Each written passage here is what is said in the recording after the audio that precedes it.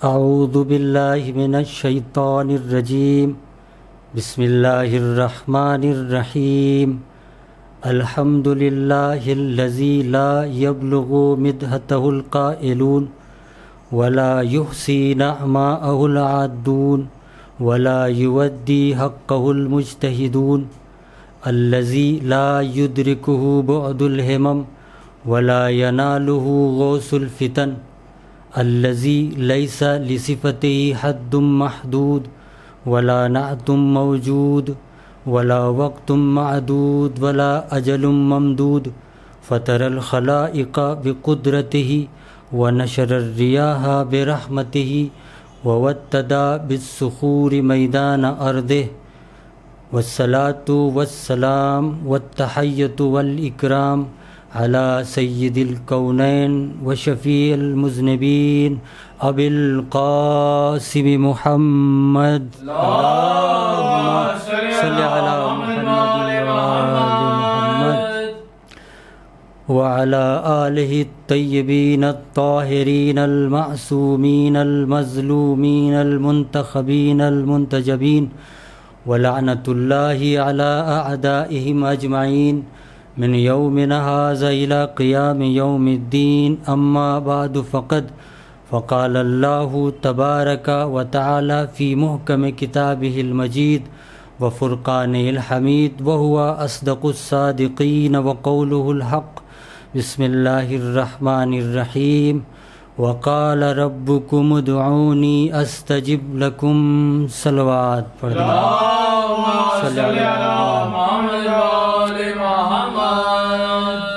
ارباب دانش اور اہل علم حضرات، جس آیہ کریمہ و شریفہ کی تلاوت کا شرف حاصل کیا، اس میں خدا بند عالم ارشاد فرماتا ہے وقال ربکم ادعونی استجب لکم، اور تمہارے رب کا تمہارے لیے یہ حکم ہے ادعونی استجب لکم کہ تم مجھ سے دعا کرو اور میں دعا کو قبول کروں گا، تم مجھ سے کچھ طلب کرو میں تمہیں دوں گا، میں تمہیں عطا کروں گا، تم مجھ سے کچھ مانگو میں تمہیں عطا کروں گا، میں تمہیں دوں گا۔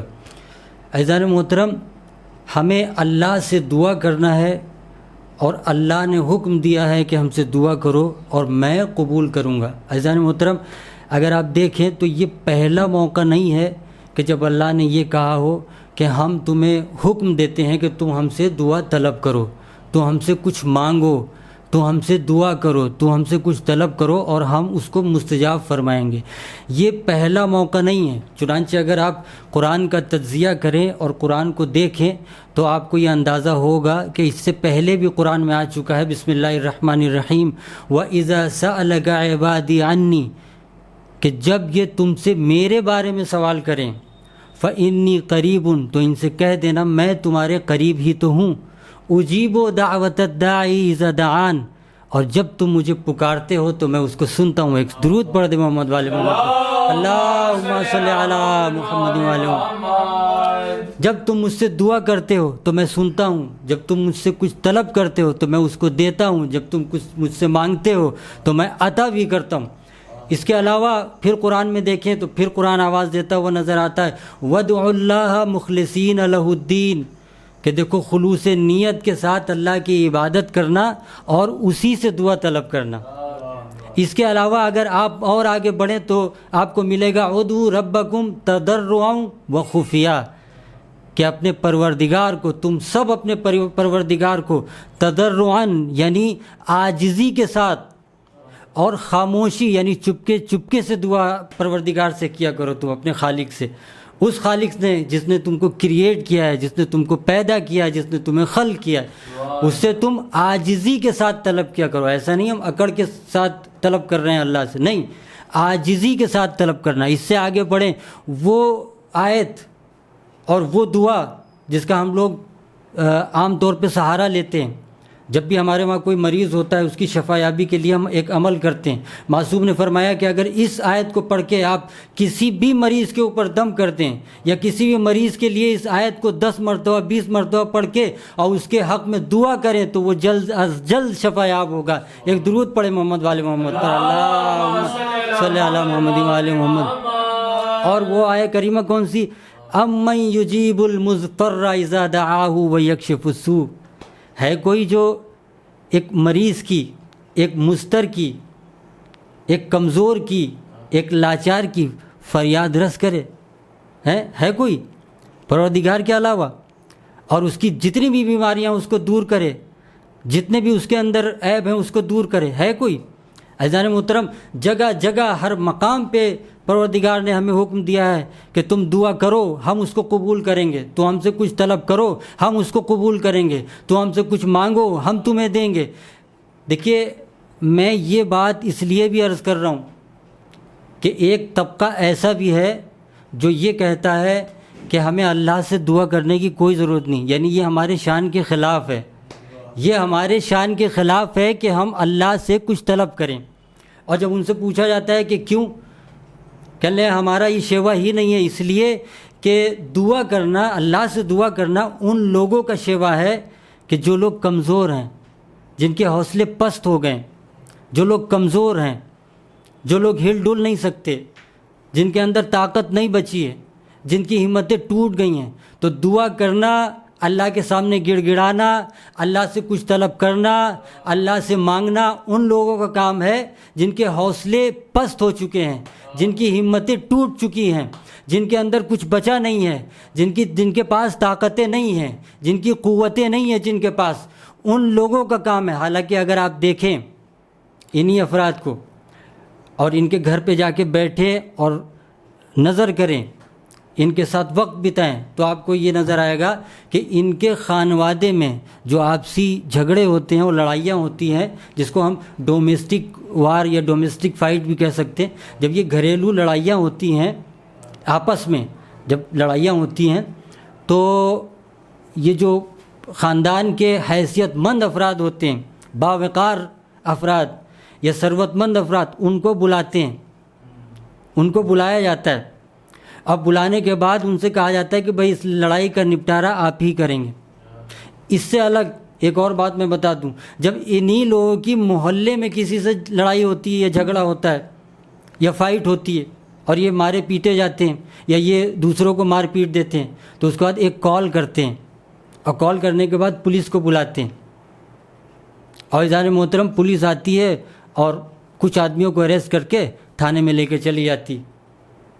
اب وہ پولیس آنے کے بعد جو بھی مجرم تھا اس کو پکڑ کے لے گئی، لیکن یہ افراد جو یہ کہہ رہے تھے کہ جن کے حوصلے جن کے پاس نہیں ہوتے وہ خدا کو پکارتے ہیں، وہ لوگ پولیس کے سامنے ہاتھ جوڑ کے کھڑے ہوتے ہیں کہ صاحب دیکھیے انہوں نے ہمیں مارا پیٹا ہے، دیکھیے انہوں نے ہمیں ستایا ہے، ہم پہ ظلم کیے ہیں، ہمیں مارا پیٹا ہے، ہم تشدد کا شکار ہوئے ہیں، انہوں نے ہمیں گالیاں دی، نازیبا کلمات ہمارے سلسلے میں کہے انہوں نے۔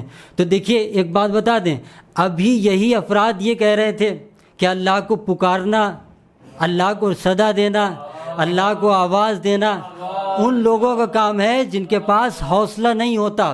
لیکن جب ان کے گھر میں مصیبت آئی تو انہوں نے کس کو بلایا؟ لوگوں کو پکارا، لوگوں کو آواز دی، لوگوں کو صدا دی کہ بھائی آئیے ہمارے جھگڑے کا نپٹارہ کیجئے۔ تو عجیب مزاج ہے بھائی انسان کو پکارنا ان کے نزدیک صحیح ہے، لیکن اگر ہم اللہ کو پکاریں، اللہ سے دست دعا طلب کریں، ایک درود پڑھ دیں محمد والے محمد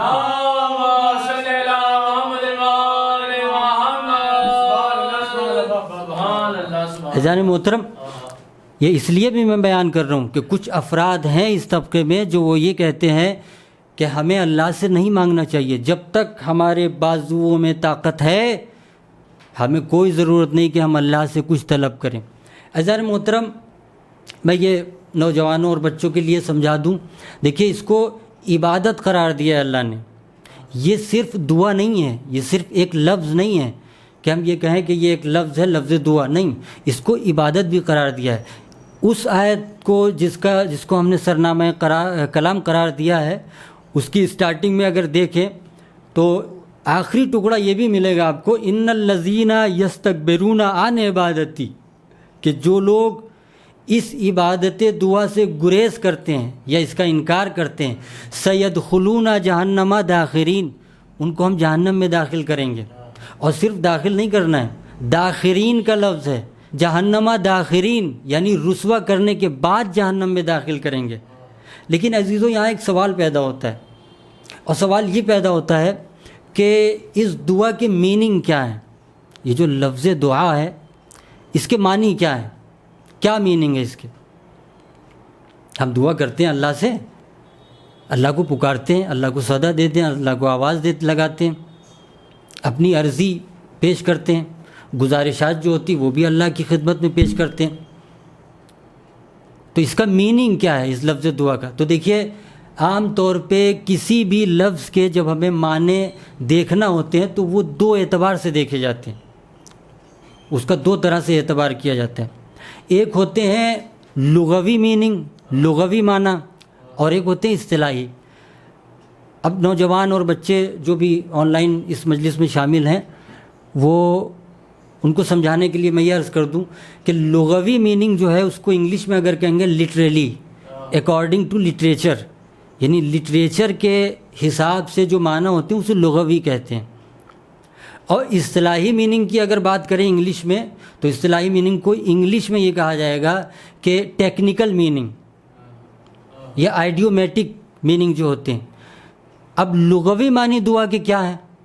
تو کہہ لیں صاحب دعا کے لغوی معنی ہے کسی کو پکارنا، کسی کو آواز دینا، کسی کو کال کرنا۔ اب اس وقت موبائل کا دور ہے، آپ لوگ جانتے ہیں، آپ نے یہ لکھا ہوا دیکھا ہوگا، جب کسی موبائل میں وہ لوگ یہ فیسلٹیز ہوتی ہیں کہ وہ لگاتے ہیں somebody calling you, someone calling you, اس طرح لکھا ہوتا ہے۔ تو یہ کال کرنا بھی دعا ہے، یعنی کسی کو پکارنا، کسی کو آواز دینا، کسی کو صدا دینا، کسی کو ندا دینا۔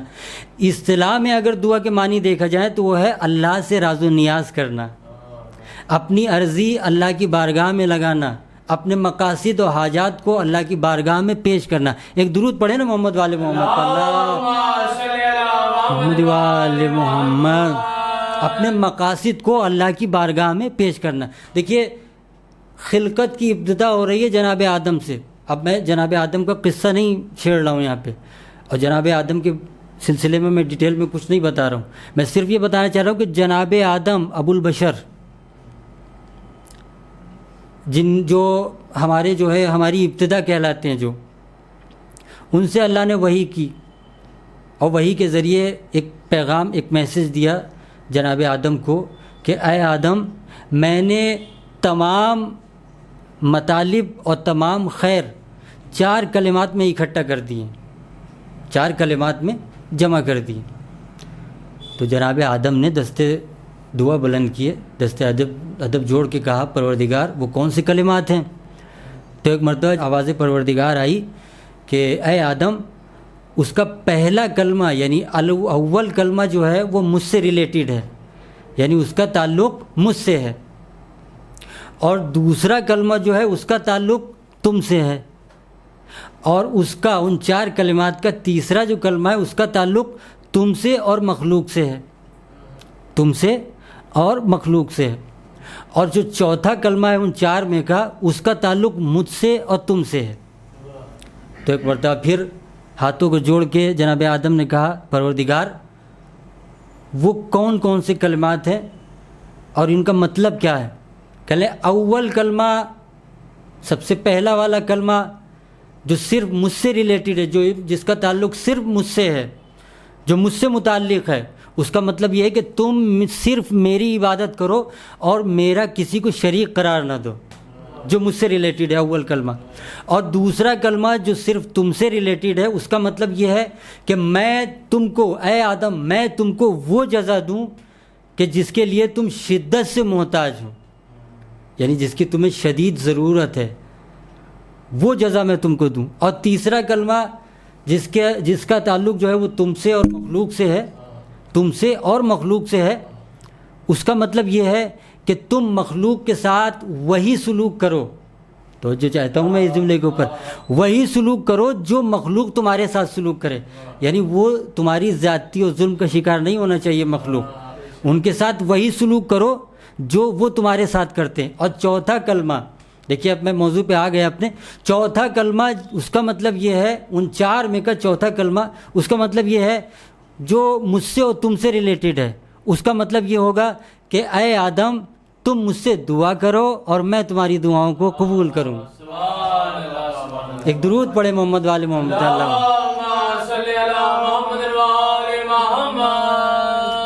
تو ہر مقام پہ ہر جگہ پروردگار نے یہ ارشاد فرمایا کہ تم مجھ سے دعا کرو میں قبول کروں گا، تم مجھ سے کچھ مانگو میں تمہیں دوں گا، تم مجھ سے طلب کرو میں تمہیں عطا کروں گا. عزیزان محترم، اب یہ دیکھیے جملہ ان لوگوں کے لیے جو یہ لوگ کہتے ہیں کہ ہم نے دعا کی تھی قبول نہیں ہوئی، ہم نے اللہ سے کچھ طلب کیا تھا اللہ نے عطا نہیں کیا، ہم نے اللہ سے کچھ مانگا تھا اللہ نے دیا نہیں، ہم نے عرضی لگائی تھی گہار لگائی تھی بارگاہ خدا بندی میں اللہ نے دیا نہیں.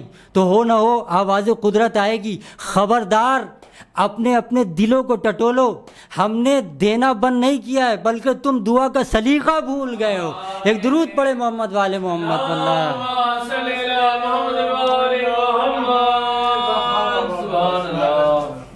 ورنہ پروردگار کا تو اعلان ہے، اس نے تو ہمیں حکم دیا ہے کہ تم دعا کرو، ہم تمہاری دعاؤں کے مستجاب کرنے والے، ہم تمہاری دعاؤں کے قبول کرنے والے.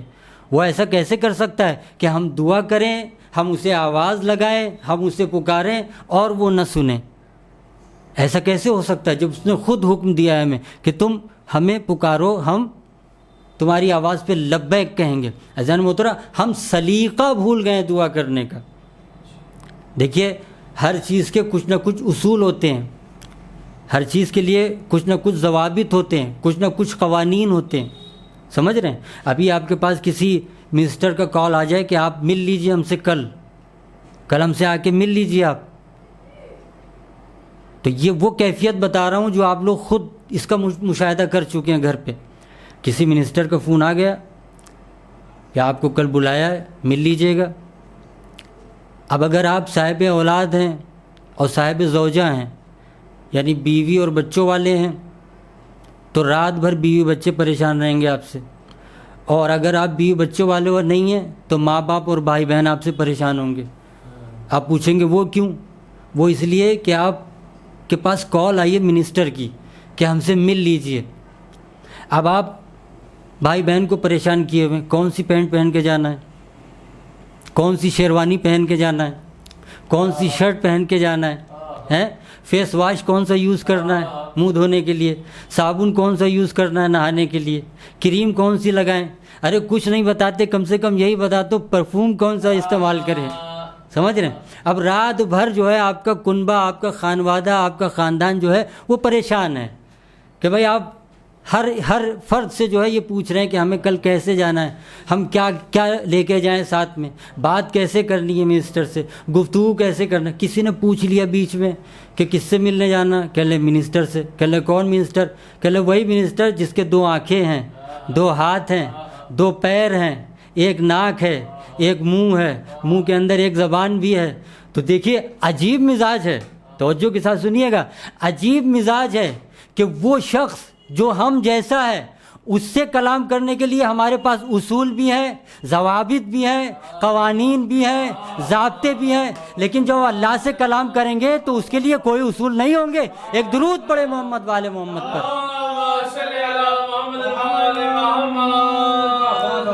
سمجھ رہے ہیں بات کو کہ اللہ سے بھی گفتگو کرنے کے کچھ ضوابط ہیں، کچھ اصول ہیں، کچھ قوانین ہیں، کچھ قاعدے ہیں. ایسی بات نہیں کر سکتے ہم کسی منسٹر کے یہاں جا رہے ہیں تو سج دھج کے جا رہے ہیں، ڈیکوریشن کا خیال ہے ہمیں، گفتگو تک کا خیال ہے ہمیں، کوئی ایسی نازیبا بات ہمارے ذہن سے نہ نکل جائے جو اس نیتا کو جو ہے وہ بری لگے، اس چیز کا بھی ہمیں خیال ہے. عزیزان محترم، ہمارے اور آپ کے چھٹے امام جعفر صادق علیہ السلام ارشاد فرماتے ہیں احفظ آداب الدعاء، احفظ آداب الدعاء، کہ دعا کے جو آداب ہیں ان کو حفظ کر لو. دعا کے جو کلمات ہیں، دعا کے جو قوانین ہیں، دعا کے جو ضوابط ہیں ان کو آپ حفظ کر لیجئے، یاد کر لیجئے، ذہن میں ان کو بٹھا لیجئے. اس لیے کہ اللہ سے دعا کرنے کے کچھ اصول ہیں، کچھ قواعد ہیں، کچھ قوانین ہیں. اس کے بعد فرمایا کہ جب بھی آپ اللہ سے دعا کریں تو 3 باتوں کا خیال ہمیشہ رکھیں، اپنے ذہن میں 3 باتیں ضرور ہونا چاہیے آپ کے. تو فرمایا کون سی باتیں ہیں؟ انہوں نے کہا پہلی ان میں سے یہ بات ہے لمن تدعو، اس بات کا خیال رہے کہ لمن تدعو، کہ ہم کس سے دعا کر رہے ہیں۔ اس لیے کہ جب یہ ذہن میں خیال رہے گا کہ ہم کس سے دعا کر رہے ہیں، وہ کیا ہے اور ہماری اوقات کیا ہے، تو بہت لطف آئے گا دعا کرنے میں۔ اس کے بعد فرمایا کہ دوسری جو بات ہے جس کو ہمیں ذہن میں بٹھانا ہے دعا کرتے وقت، وہ ہے کیف تدعو، کہ ہم کس طرح سے دعا کر رہے ہیں، کس انداز سے دعا کر رہے ہیں۔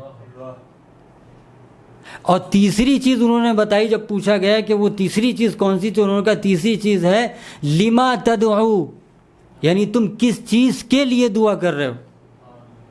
آج آپ دیکھیے جب ہم لوگ دعا کرتے ہیں تو کچھ بھی طلب کر لیتے ہیں دعا کے اندر، اور اس کے بعد ناراض بھی ہو جاتے ہیں اللہ سے کہ بھئی اللہ نے قبول نہیں کی دعا۔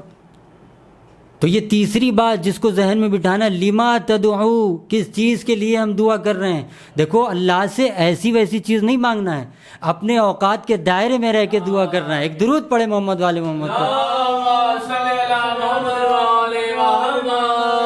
سمجھ رہے ہیں ذرا۔ اب دیکھیے یہاں سوال یہ پیدا ہوتا ہے کہ ہم دعا کرتے ہیں اللہ سے، لیکن دعا قبول کیوں نہیں ہوتی؟ ہماری دعا کیوں قبول نہیں ہوتی؟ اللہ سے دعا تو ہم بہت کرتے ہیں، پتہ نہیں کتنے افراد ہیں دنیا میں کونے کونے سے اللہ کو یاد کر رہے ہیں، اللہ سے دعا کر رہے ہیں، اور اس کے بعد کہنے لگا جناب ہماری دعا قبول نہیں ہوئی، ہم نے دعا کی تھی دعا قبول نہیں ہوئی۔ تو دیکھیے ریزنز بہت سے ہیں۔ اگر میں ایک ریزن بتاؤں وقت کی پابندی کے حساب سے کہ کم وقت میں ہمیں سارے کے سارے اور جتنے ہو سکتے ہیں وہ مطالب پیش کرنا ہے، وہ معروضات پیش کرنا ہے آپ لوگوں کے سامنے، تو وقت کی تنگی کے حساب سے اگر ہم آپ سے یہ کہہ دیں کہ صرف ایک ریزن ہے تو ایک ریزن نہیں ہے، اس کے کئی ریزن ہو سکتے ہیں۔ تو اگر کوئی شخص یہ دعا کرتا ہے اس کی دعا قبول نہیں ہوتی تو اس کے بہت سارے ریزن ہیں۔ اس میں سے ایک ریزن میں آپ کو بتا دوں، اور وہ ریزن یہ ہے کہ آپ لوگ شب جمعہ دعائے کمیل پڑھتے ہیں۔ دعائے کمیل شب جمعہ میں پڑھنے کی بہت فضیلت ہے، اور دعائے کمیل کو دعائے جناب خضر علیہ السلام بھی کہا جاتا ہے، اس لیے کہ یہ دعائے جناب خضر علیہ السلام ہے جو مولا کائنات نے اپنے خاص شاگرد و خاص صحابی کو تعلیم فرمائی تھی، جناب کمیل کو، اس لیے دعائے کمیل کہا جاتا ہے اس کو۔ اور انہوں نے کہا تھا اے کمیل اس دعا کو، یہ شب جمعہ جس کا میں ذکر کر رہا تھا ابھی، اس کو حفظ کر لو، ذہن میں بٹھا لو، اس کو یاد کر لو، اس کو رٹ لو، اور ہر شب جمعہ اس کو پڑھا کرو۔ اور بھی مواقع ہیں جب اس کو پڑھنا چاہیے، لیکن یہ خاص موقع ہے شب جمعہ، ہم لوگوں کو ضرور پڑھنا چاہیے۔ اس میں مولا کائنات، امیر کائنات، فلک جناب مولا متقیان علی ابن ابی طالب علیہ السلام ارشاد فرماتے ہیں کہ اللہم اغفر لی الذنوب التی تحت کل عصم، اللہم اغفر لی الذنوب التی تنزل البلاء، اللہم اغفر لی الذنوب التی تنزل النقم، اللہم اغفر لی الذنوب التی تغیر النعم، اللہم اغفر لی الذنوب التی تحبس الدعاء۔ پروردگار میرے وہ گناہ معاف کر دے، میرے وہ گناہ معاف کر دے جو نعمتوں کو بدل دیتے ہیں، پروردگار میرے وہ گناہ معاف کر دے جو نزول بلا کا سبب ہیں، پروردگار میرے وہ گناہ معاف کر دے جو ہمیں مریض بنا رہے ہیں، سبب مرض بنے ہوئے ہیں ہمارے لیے، وہ گناہ معاف کر دے۔ اور آخر میں کیا ارشاد فرمایا، اللہم اغفر لی الذنوب التی تحبس الدعاء، پروردگار میرے وہ گناہ معاف کر دے جو دعا کو قبول نہیں ہونے دیتے، قبولیت دعا کے سلسلے میں سد راہ بنے ہوئے ہیں، روڑا بنے ہوئے ہیں، دعا کے آگے کانٹا بنے ہوئے ہیں، دعا کو پہنچنے نہیں دیتے اللہ کی بارگاہ میں۔ تو اس کا مطلب عزیزو توجہ چاہتا ہوں، اس کا مطلب یہ ہوا کہ ہمارے گناہ کا تعلق صرف وہاں سے نہیں ہے، صرف سزا سے نہیں ہے تعلق ہمارے گناہوں کا، بلکہ کچھ گناہ ایسے بھی ہیں جو ہماری دعا کو قبول نہیں ہونے دیتے۔ تو اس کا مطلب یہ ہوا کہ اب جب بھی ہم گناہ کریں تو ذہن میں یہ خیال ہونا چاہیے کہ ہمیں اللہ کے سامنے دست دعا بھی بلند کرنا ہے، ہمیں اللہ سے دعا بھی کرنا ہے۔ ایک درود پڑھ دیں محمد والے محمد پر۔ سمجھ رہے ہیں؟ جب بھی ہم گناہ کرنے کے لیے آمادہ ہوں تو ہمیں یہ ذہن میں رکھنا چاہیے، اس چیز کو ذہن میں بٹھا لینا چاہیے کہ ہمیں دعا بھی کرنا ہے اللہ کی بارگاہ میں۔ اب اس کے بعد ہم یہ کہیں خود گناہ کریں اور اس کے بعد وہ گناہ سد راہ بن جائیں ہماری دعا کے بیچ میں اور اس دعا کو قبول نہ ہونے دیں، اس کے بعد ہم اللہ کو بلیم کریں اور ہم یہ کہیں کہ یہ اللہ کی طرف سے تھا، تو ایسا تو ناممکن ہے، ایسا تو بالکل نہیں ہو سکتا، بالکل بھی یہ چیز ممکن نہیں۔ عزیزان محترم دیکھیے، یہ ایک ریزن تھا، اس طرح اگر ہم بیان کرنے لگیں نہ جانے کتنے ریزن ہو سکتے ہیں۔ اس کے علاوہ بھی جو دوسرے ریزن ہے اس میں آتی ہے مصلحت۔ ہم لوگ آپ نے ہزاروں مرتبہ سنا ہوگا ذاکرین کے منہ سے مصلحت کا لفظ، کہ مصلحت پروردگار تھی، کسی کا انتقال ہو گیا، دنیا سے رخصت ہو گیا، تو ہم لوگ کہتے ہیں کہ بھئی مصلحت تھی پروردگار کی۔ تو بارہا آپ نے یہ لفظ سنا ہوگا۔ دعاؤں کے سلسلے میں بھی یہی کہا گیا ہے کہ اگر مصلحت ہوتی ہے اور اس میں آپ کے لیے کوئی نفع ہوتا ہے اس دعا میں تو وہ دعا قبول کی جاتی، لیکن اگر اس کے اندر آپ کے لیے ضرر ہے اور نقصان ہے تو پھر وہ دعا قبول نہیں ہوتی آپ کی۔ اب ان دعاؤں کا ہوتا کیا ہے وہ انشاءاللہ آخر میں ہم بتائیں گے یا کسی اور مجلس میں، لیکن مصلحت بھی ایک چیز ہوتی ہے جس کی وجہ سے ہماری دعا قبول نہیں ہوتی۔ ایک ماں اپنے بچے کے ساتھ بازار میں نکلی، بچے کے ساتھ بازار میں جا رہی ہے، بچہ جو ایک دکان پہ ٹھہر جاتا ہے اور ضد کرتا ہے کہ اماں مجھے یہ چیز چاہیے، فلاں چیز چاہیے۔ اس کی ماں جو ہے جب اس چیز کی طرف دیکھتی ہے تو ایک مرتبہ اپنے بچے سے کہتی ہے بیٹا ضد کرنا چھوڑ دو، میں یہ تمہیں نہیں دلواؤں گی۔ تو بچہ کہتا ہے کہ مجھے یہ پسند ہے، مجھے چاہیے۔ تو ماں کہتی بیٹا جو تم مانگ رہے ہو وہ ایک چاقو ہے، جو تم مانگ رہے ہو وہ ایک چاقو ہے، اور مجھے معلوم ہے کہ چاقو تمہارے لیے نفع بخش نہیں ہے، نقصان دہ ہے۔ وہ بچہ اپنی ماں کے ساتھ ضد کرتا ہوا روتا ہوا جیسے بھی آگے بڑھا، آگے آئس کریم کی دکان پہ ضد کرنے لگا کہ اماں مجھے آئس کریم چاہیے۔ ماں نے جو ہے فوراً پیسے نکالے، وہ کہا لے بیٹا آئس کریم لے، اس کو آئس کریم لے کے فوراً دے دی ماں نے۔ حالانکہ عزیزو اگر آپ دیکھیں چاقو کی قیمت جو صرف 10 روپے تھی اور آئس کریم کی قیمت کتنی 20 روپے، یعنی چاقو سے زیادہ قیمت ہے آئس کریم کی۔ لیکن ماں کی محبت دیکھیے، ماں نے ڈیسیزن لینے میں کہ ہمیں بچے کو کیا دینا ہے اور کیا نہیں دینا ہے، اس میں قیمت نہیں دیکھی، توجہ کے ساتھ سنیے گا، یعنی اس کے اندر قیمت نہیں دیکھی، بلکہ یہ چیز دیکھی کہ ہمارے بچے کے لیے نقصان دہ کون سی چیز ہے اور نفع بخش کون سی چیز ہے۔ اب دیکھیے ذرا موازنہ کر کے دیکھیے اللہ کی محبت کا اور ماں کی محبت کا۔ پروردگار نے محبت کے پارٹس بنائے ہیں، حصے بنائے ہیں، 100 حصے ہیں محبت کے، 100 میں سے 99 ہیں وہ اپنے پاس رکھے، صرف ایک حصہ ماں کے حوالے کیا ہے، صرف ایک حصہ ماں کے حوالے کیا ہے، 99 حصے اللہ نے اپنے پاس رکھے محبت کے۔ تو ایک ماں کی محبت کا تقاضا یہ ہے کہ بچے کو کیا دینا ہے کیا نہیں دینا، اس میں یہ دیکھتی ہے کہ ہمارے بچے کے لیے کون سی چیز ضرر دینے والی ہے، کون سی چیز جو ہے نفع بخش ہے۔ تو اللہ کیا ہمیں کوئی چیز عطا کرتے میں یہ نہیں دیکھے گا کہ ہمارے بندے کے لیے کون سی چیز نفع بخش ہے اور کون سی چیز نقصان دہ ہے۔ ایک درود پڑھ دے محمد والے محمد۔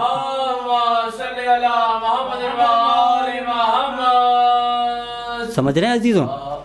ایک ماں جس کے پاس صرف ایک درجہ ہے محبت کا، وہ جب اپنے بچے کو کوئی چیز دلاتی ہے تو اس کے اندر پہلے یہ دیکھ لیتی ہے، کلیئر کر لیتی ہے، اور پہلے ذہن کے اندر اس کے اندر فکس ہو چکا ہوتا ہے کہ دیکھو یہ چیز ہمارے بچے کے لیے نقصان دہ ہے اور یہ چیز ہمارے بچے کے لیے فائدے مند ہے۔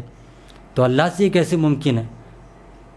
یہ تو ہم اپنی چھوٹی سی عقل کے حساب سے یا اپنی اوقات کو دیکھتے ہوئے اللہ کو بلیم کرتے ہیں کہ ہم نے دعا کی تھی اللہ نے قبول نہیں کی، ہم نے تو دعا کی تھی اللہ نے قبول نہیں کی.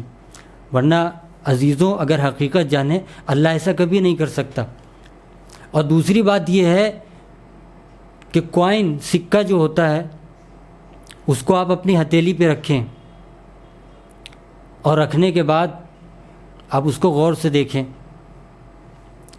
تو آپ کو اس کے دو رخ ہوتے ہیں سکے کے. اب ہر ملک میں جو ہے اس کو ہو سکتا ہے الگ الگ ناموں سے یاد کیا جاتا ہو. ایک ہیڈ کہا جاتا ہے, ایک ٹیل کہا جاتا ہے, یعنی ایک آگے کا حصہ ایک پیچھے کا حصہ. آپ ایمانداری کے ساتھ ہمیں یہ بتائیے کہ آپ اگر وہ سکہ اپنی ہتھیلی پہ رکھیں تو کیا ایک ہی وقت میں اس کے دونوں رخ آپ کو دکھائی دے رہے ہیں؟ دونوں رخ دکھائی دے رہے ہیں؟ نہیں دکھائی دے سکتے. بلکہ ایک وقت میں آپ کو ایک ہی رخ دکھائی دے گا اس کا. وہ رخ جو سامنے ہے آپ کی آنکھوں کے سامنے, صرف وہی رخ آپ کو دکھائی دے گا, دونوں رخ نہیں دکھائی دے رہے. لیکن عزیزو اللہ کے سامنے ایسا نہیں ہے. اللہ کو وہ رخ بھی دکھائی دے رہا ہے جو آپ دیکھ رہے ہیں, اور وہ رخ بھی دکھائی دے رہا ہے جو آپ نہیں دیکھ رہے ہیں. ایک درود پڑھے محمد والے محمد. سمجھ رہے بات کو؟ یہ تو ہم لوگ ہیں, یہ ہم لوگ ہیں جو کہہ دیتے ہیں کہ اللہ نے دعا قبول نہیں کی. حالانکہ ایسا نہیں ہوتا. ہم لوگوں کے کچھ گناہ بھی ہوتے ہیں جو سد راہ بن جاتے ہیں دعا کے بیچ میں. عزیزوں آپ نے دعا کے سلسلے میں بہت کچھ سنا ہوگا, بہت سے مطالب آپ کے ذہن میں ہوں گے. اور یومیہ نماز میں آپ دعاؤں کے سلسلے میں اگر دیکھیں تعقیبات کی کتابوں میں, وظائف الابرار میں یا مفاتیح الجنان میں, تو ہر یومیہ نماز کے بعد ایک دعا ہے. نماز صبح کے بعد الگ دعا ہے, نماز ظہر کے بعد الگ دعا ہے, نماز عصر کے بعد ایک الگ دعا ہے, نماز مغرب کے بعد الگ دعا ہے, نماز عشاء کے بعد الگ دعا ہے. سب کے لیے ایک الگ الگ ایک خاص دعا ہے. اب اس دعا کو کہیں بھی کسی بھی کنٹری میں چلے جائیں تو وہی چیز پڑھتے ہوئے آپ دیکھیں گے. میں آپ کو آج ایک ایسی دعا بتا رہا ہوں کہ انشاءاللہ بہت لطف اندوز ہوں گے آپ. عزیزوں ایک حقیقت ہے اور وہ یہ ہے کہ آپ کبھی بھی اپنے مصلی پہ بیٹھنے کے بعد, نماز کو کمپلیٹ کرنے کے بعد کبھی بھی یہ نہیں کہہ سکتے کہ پروردگار نے میری یہ نماز قبول کر لی. کبھی نہیں کہہ سکتے. یعنی آپ کسی بھی کتاب میں یہ نہیں دکھا سکتے, یا کسی بھی بزرگ کے منہ پہ آپ نے یہ نہیں سنا ہوگا بچپن سے لے کے جوانی تک کہ کسی نے یہ کہا ہو کہ ابھی ابھی جو میں نے نماز پڑھی وہ قبول ہو گئی. کسی کے منہ سے نہیں سنا. یہ اللہ جانتا ہے صرف, یا اہل بیت جانتے ہیں یا اس کا رسول جانتا ہے.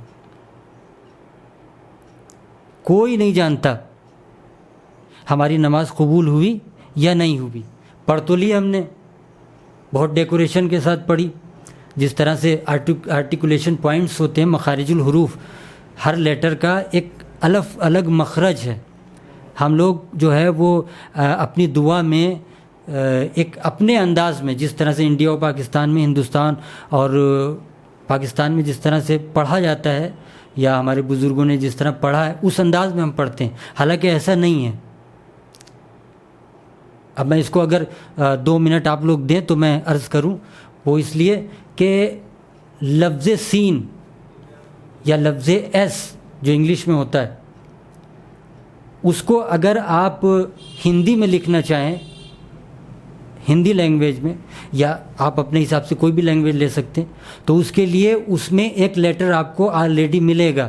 جیسے ایس یا سین یا سا جو ہوتا ہے ہندی میں, تو اگر سین ہم لکھنا چاہیں, سین سے کوئی ہم نے نام لکھا ہے اور اس کو ہم کنورٹ کریں ہندی لینگویج میں, تو وہاں پر سے ہے. ٹھیک, ایک خاص لیٹر اس کے اندر وضع کیا گیا, بنایا ہوا آلریڈی موجود ہے. اسی کو اگر ہم انگلش زبان میں کنورٹ کریں, انگلش میں نام لکھنا چاہیں, تو ایس ہے اس کے لیے ہمارے پاس. لیکن کیا آپ یہ بتا سکتے ہیں کہ اگر کوئی نام سواد سے ہے, سمد, سمر سا سے ہے, سمد سواد سے ہے, تو اگر کوئی سمد لکھنا چاہے انگلش میں, وہ بھی ایس سے لکھے گا, کیونکہ ایس کے علاوہ انگلش میں تو کچھ ہے نہیں. تو اس کا مطلب یہ ہوا کہ سین الگ ہے اور سواد الگ ہے. یعنی یہ ہم لوگ سوچ رہے ہیں, چونکہ ہم نے سواد کو, سمد جو نام تھا اس کے سواد کو ہم نے ایس سے لکھا, تو یہ ہم لوگ سوچ رہے ہیں کیا سوچ رہے ہیں ہم لوگ؟ یہ سوچ رہے ہیں کہ جب یہ ایس سے لکھا گیا ہے تو اس کا مطلب اس کا ساؤنڈ جو ہے، پروننسیشن جو ہے وہ سیم ہے بالکل، بلکہ اس کا جو پروننسیشن ہے وہ ایکول نہیں ہے، وہ الگ ہے۔ اس کے لیے ایک رول ہے، اس کے لیے ایک قانون ہے، جس کو آرٹیکولیشن پوائنٹس کے چیپٹر میں آپ لوگ پڑھیں گے۔ تو میں آپ سے گزارش یہی کروں گا کہ آپ جتنے بھی لوگ ہیں وہ اس چیز کو پڑھیں، اس چیز پہ غور کریں۔ عام طور پہ زور اس بات پہ دیا جاتا ہے کہ دعائیں پڑھیے، تو پڑھیے دعا، کون منع کر رہا ہے دعائیں نہ پڑھیے آپ؟ ہم تو کہتے ہیں قرآن بھی پڑھیے، دعائیں بھی پڑھیے، اور اگر آپ کو 2-3 دعائیں یاد ہیں اور اس میں اضافہ کریے اور یاد کرنے کی کوشش کیجیے، لیکن دعاؤں کو پڑھنے کا ایک طریقہ ہونا چاہیے، ایک رول ہے ان کو دعاؤں کو پڑھنے کے لیے۔ تو عزیزوں کوئی نہیں بتا سکتا کہ ہماری نماز جو ابھی ہم نے پڑھی قبول ہوئی یا نہیں ہوئی، لیکن ہمارے وہ آپ کے چھٹے امام جعفر صادق علیہ السلام ارشاد فرماتے ہیں کہ اگر تم کو یہ دیکھنا ہے کہ ہماری نماز قبول ہوئی یا نہیں ہوئی تو اس کی ایک ٹرک بتائے دے رہے ہیں۔ دیکھیے مولا ایک معصوم ہمیں ایک اسکیل دے رہے ہیں، ایک پیمانہ بتا رہے ہیں، ایک میزرمنٹ ہے جو چھٹے امام نے ہمیں سمجھایا ہو، ایک میسج دیا ہے ہمیں۔ وہ کیا ہے؟ کہ اگر تم لوگ یہ دیکھنا چاہتے ہو کہ ہماری نماز قبول ہوئی یا نہیں ہوئی تو اپنا محاسبہ نفس کرو۔ اب یہ محاسبہ نفس کیا ہے؟ کہہ لیں کہ اگر تم یہ دیکھنا چاہتے ہو کہ ہماری نماز قبول ہوئی یا نہیں ہوئی ہے تو اگر تم نے آج سے نماز اسٹارٹ کی ہے، آج سے نماز شروع کی ہے، تو رات کے وقت جب اپنے بستر پہ جاؤ تو اپنے فنگرز کے اوپر، اپنی انگلی کے اوپر کاؤنٹ کرو کہ ہمارے آج کتنے سنس ہیں، یعنی کتنے گناہ ہم سے سرزد ہوئے ہیں۔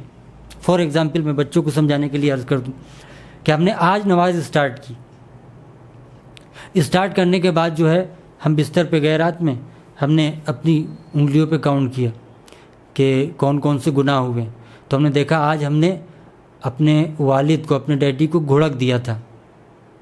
سمجھ رہے ہیں؟ اس کو ہم لوگ گناہ نہیں سمجھتے ہیں، ہم لوگ اس کو گناہ نہیں سمجھتے ہیں۔ عام طور پہ آپ سب لوگ دیکھتے ہوں گے، ہم تو مشاہدہ کرتے ہیں اپنے خاندان میں کہ باپ کو گھڑک دیا، ڈانٹ ڈپٹ دیا، لیکن اس کو ہم گناہ نہیں سمجھ رہے۔ لیکن عزیزوں اگر دیکھا جائے اسلام ہمیں کیا سکھا رہا ہے؟ اگر تمہارے پاس دولت آ جائے، تم ثروت مند بھی بن جاؤ، تو امیر بن جاؤ، لیکن یہ خیال ہے وہ تمہارے والد ہیں۔ سمجھ رہے ہیں؟ اور یہ تک اسلام نے بتایا کہ اگر تم ثروت مند افراد میں سے ہو جاؤ اور امیر بن جاؤ اور تمہارے والد کو، تمہارے والدین کو پیسوں کی ضرورت ہو، تو اب اگر ان کو پیسے دینا ہو تو پیسے دیتے وقت، روپے دیتے وقت آپ کا ہاتھ یوں نہ ہونا چاہیے، یوں ہونا چاہیے کہ وہ چاہیں جتنا اٹھا لیں اس میں سے۔ یعنی بچپن میں تمہارا ہاتھ ان کے آگے پھیلا ہوا تھا تو اب بھی تمہارا ہاتھ پھیلا ہوا ہونا چاہیے، نہ کہ یہ انداز ہونا چاہیے کہ لو لے جاؤ۔ تو ہم نے جب کاؤنٹ کیا تو سنس کے بارے میں کہ پہلا جو سن تھا، جو پہلا گناہ تھا، وہ ہم والد سے آج گھڑکی کے ساتھ گھڑک دیے تھے ان کو، یعنی ان کو گھڑکا تھا ہم نے، ان کی توہین کی تھی ہم نے۔ دوسرا گناہ ہم اپنے والدہ کے سلسلے میں نازیبہ کلمات کہہ دیے تھے ہم نے۔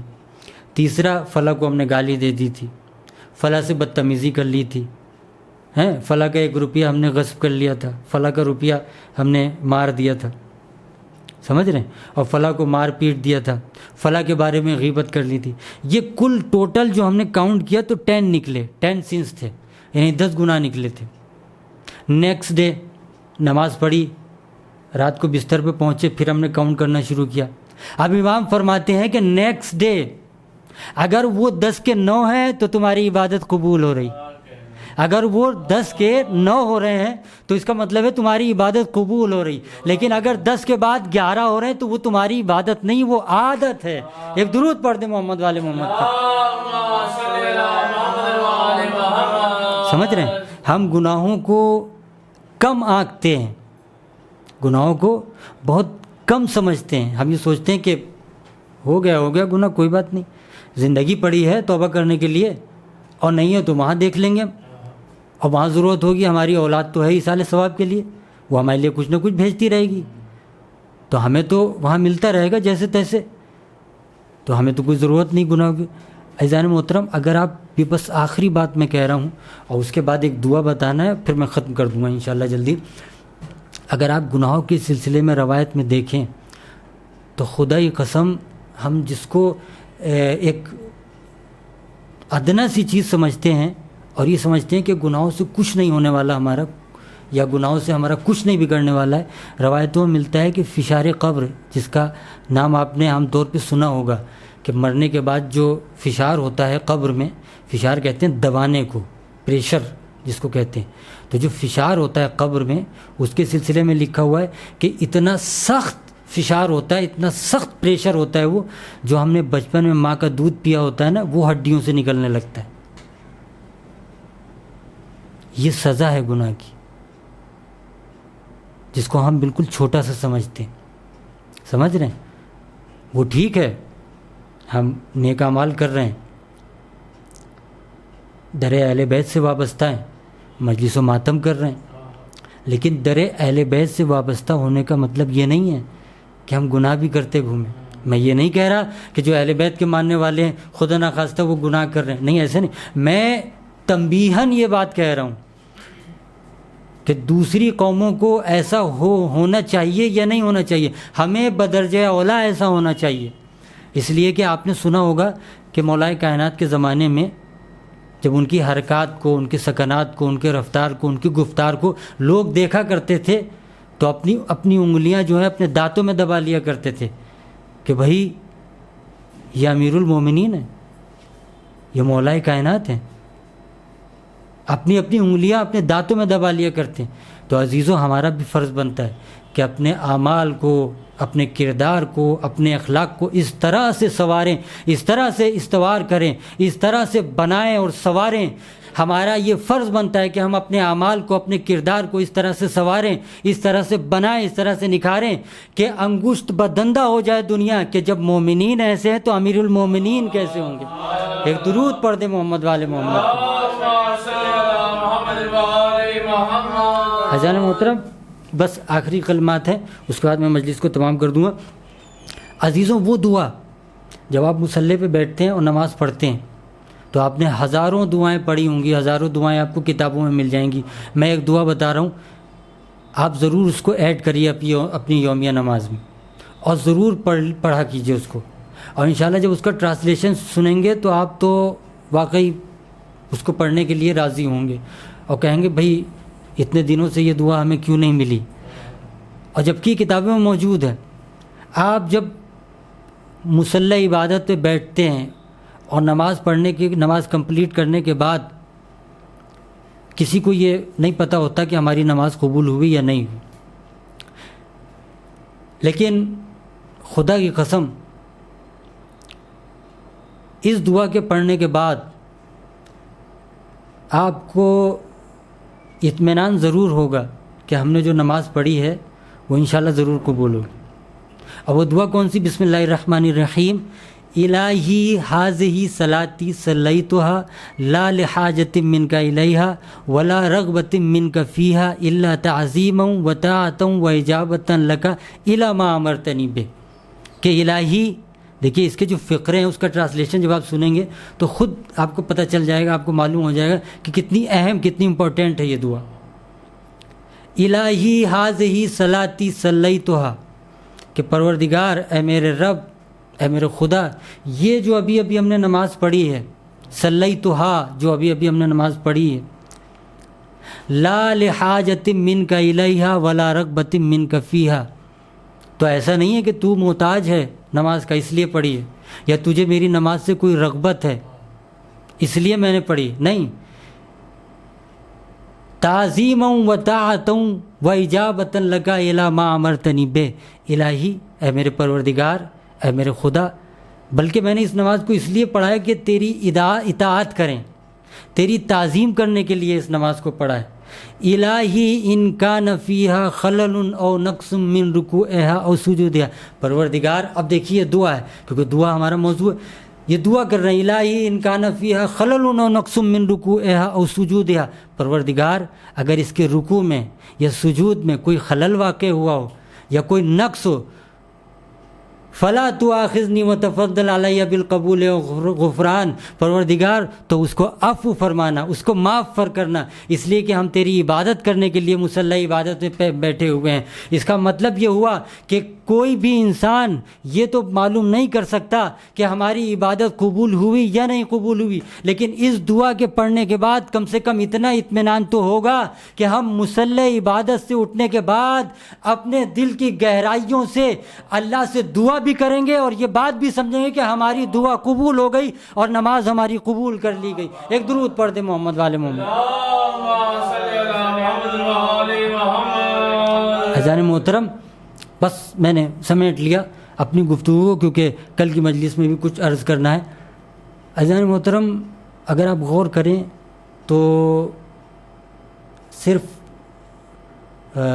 دعا کا سفر یا اچھائیوں کا سفر یا نیکیوں کا سفر یہیں نہیں رک جاتا۔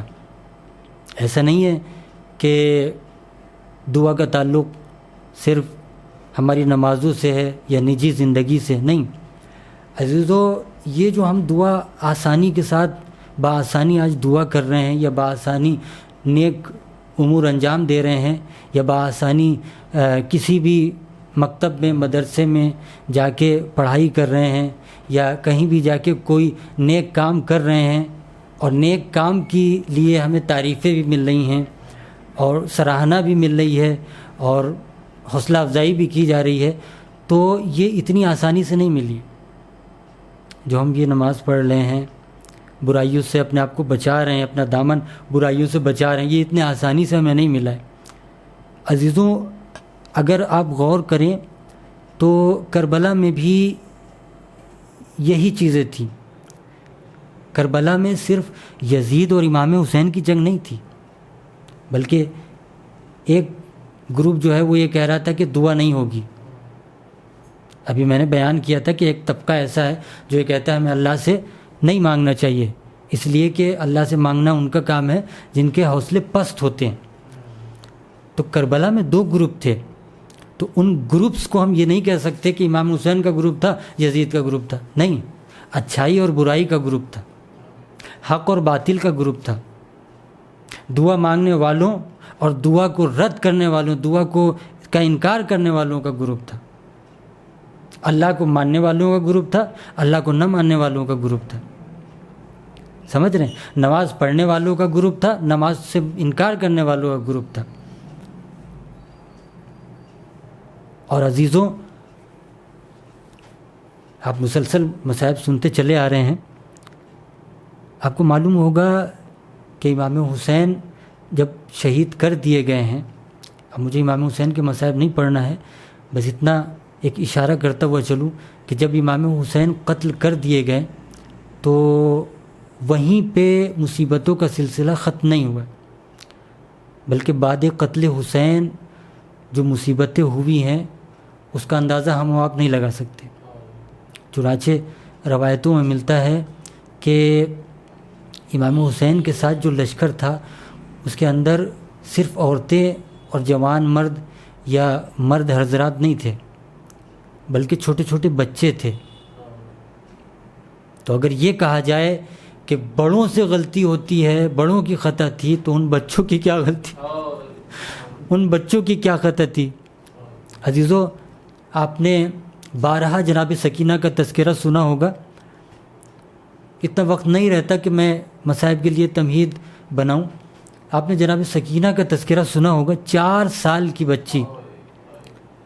عزیزوں، یہ 4 سال کہہ دینا بہت آسان ہے، 4 سال کہہ دینا بہت آسان ہے، لیکن اگر اس 4 سال کو ہم اپنے ذہن سے سوچیں تو عزیزان محترم، 4 سال کا سن جناب سکینہ کا اور 1 سال قید خانے میں گزرا، یعنی اس بچی کا 1/4 1/4 لائف کا حصہ جو ہے وہ قید خانے میں گزر گیا۔ 4 سال کی بچی۔ عزیزو، بھوک اور پیاس کا یہ عالم ہے کہ ایک جگہ شمر قافلے کو روکتا ہے۔ جب یہ قافلہ روانہ ہوتا ہے تو ایک جگہ قافلے کو روکا جاتا ہے، اور جب قافلے کو روکا جاتا ہے تو ایک مرتبہ شمر جو ہے وہ لشکر والوں سے کہتا ہے، شمر سے کہتا ہے، خولی سے کہتا ہے کہ اے شمر اور خولی، جتنے بھی جانور ہیں سب کو سیراب کر دیا جائے، جتنے بھی لشکر ہیں سب لشکر والوں کو سیراب کر دیا جائے۔ ہاں عزاداران امام مظلوم کربلا، جب سکینہ نے اس منظر کو دیکھا تو ایک مرتبہ پھوپھی اماں کے سامنے وہ چھوٹا سا کوزہ لے کے آگے بڑھی کہ پھوپھی اماں اگر اجازت ہو تو میں بھی جا کے پانی کچھ آپ طلب کروں۔ تو جناب زینب کہتی ہیں بیٹی سکینہ تم جا سکتی ہو، تمہیں اجازت ہے۔ تو ایک مرتبہ جناب سکینہ جو ہیں وہ دوڑی دوڑی آتی ہیں اور شمر سے کہتی ہیں دیکھیے انداز دیکھیے، خانوادہ بنی ہاشم کا انداز دیکھیے، بچوں کا انداز دیکھیے۔ جناب سکینہ آ کے شمر سے یہ نہیں کہتی اے شمر تو مجھے پانی پلا دے، بلکہ چھوٹی سی بچی ہیں، چھوٹی سی سکینہ کہتی ہیں اے شمر میں یہ نہیں کہتی کہ تو سب سے پہلے مجھے پانی پلا، بلکہ میں یہ کہتی ہوں جب تیرے لشکر کا ایک ایک جانور سیراب ہو جائے، تیرے لشکر کا ایک ایک لشکر والا ایک ایک فرد سیراب ہو جائے، اس کے بعد جو پانی بچے وہ مجھے دے دینا۔ ہاں عزاداروں، ایک وقت وہ بھی آیا کہ ایک ایک لشکر والا سیراب ہو چکا، ایک ایک جانور سیراب ہو چکا۔ ایک مرتبہ شمر سکینہ کی طرف بڑھا کہ اے بچی تم نے پانی مانگا تھا، تمہیں پانی چاہیے؟ تو بچی کہتی ہے کہ ہاں مجھے پانی چاہیے، کچھ پانی دے دو مجھے۔ تو ایک مرتبہ شمر اس مشکیزے کا تسمہ کھولتا ہے اور پانی کو زمین پہ بہا دیتا ہے۔ جب سکینہ اس چیز کو دیکھتی ہے تو ایک مرتبہ اپنے رخسار کو زمین پہ رکھتی ہے، نہر فرات کا رخ کرتی ہے۔ چچا عباس دیکھ رہے ہو جانوروں کو تو پانی مل رہا ہے لیکن تمہاری بھتیجی کو ایک قطرہ آب میسر نہ ہو سکا۔ عزاداران سید مظلوم کربلا، پروردگار تمہیں کسی غم میں نہ رلائے سوائے غم امام سید الشہداء۔ اذان محترم، بس میں نے ختم کیا۔ ایک وقت وہ آتا ہے عزاداروں کہ یہ قافلہ چلتے چلتے ایک جگہ اور رک جاتا ہے، ایک جگہ اور رک جاتا ہے یہ قافلہ، اور جب رکتا ہے تو جتنے بھی اشقیاء ہیں، جتنے بھی ظالمین ہیں، ان لوگوں نے جب یہ دیکھا کہ قافلہ آگے نہیں بڑھتا، کہا قافلہ آگے کیوں نہیں بڑھ رہا ہے؟